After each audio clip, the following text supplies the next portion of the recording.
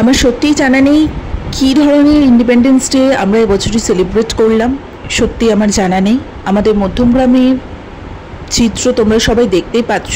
এরকম পশ্চিমবঙ্গের প্রত্যেকটা কোনায় কোনায় কিন্তু বহু বহু লক্ষ লক্ষ মানুষের ঢল নেমেছিল। মেয়েরা কি আদৌ স্বাধীন? কি লজ্জা লাগে না? ইন্ডিপেন্ডেন্স ডে সেলিব্রেশন নাকি মেয়েদের রাস্তায় নেমে মেয়েদের সম্মান রক্ষা করতে চিৎকার করে নাকি সেলিব্রেট করতে হচ্ছে। এর থেকে লজ্জার আর কিছু হতে পারে না। যেটা আরজি করে হয়েছে সেটা কিন্তু বহু মেয়েদের সাথে প্রতিদিনই প্রতিনিয়তই হয়ে আসছে বহু বহু যুগ ধরে। কিছু কেস হয়তো আমাদের চোখের সামনে আসছে, আবার কিছু হয়তো ধামাচাপা পড়ে যাচ্ছে, আমরা জানতেই পারছি না। কিছু বলার নেই। এই প্রথম আমার চোখে দেখা মধ্যমগ্রামে এত লক্ষ উপচে পড়া ভিড়, যেখানে আমরাও অবশ্যই সামিল হয়েছিলাম।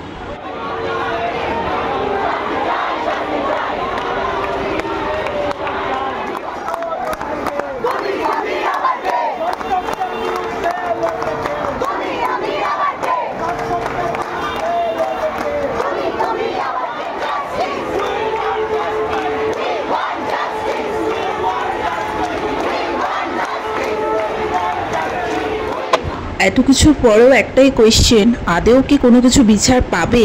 শাসন ব্যবস্থা কি এতটুকু উন্নতি হবে মেয়েদের নিরাপত্তার জন্য?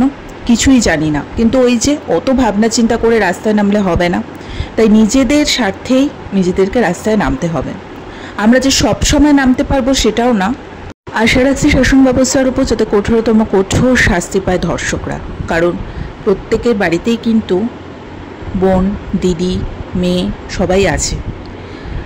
তো এই বলেই আজকের স্বাধীনতা দিবসের ভিডিও শেষ করলাম।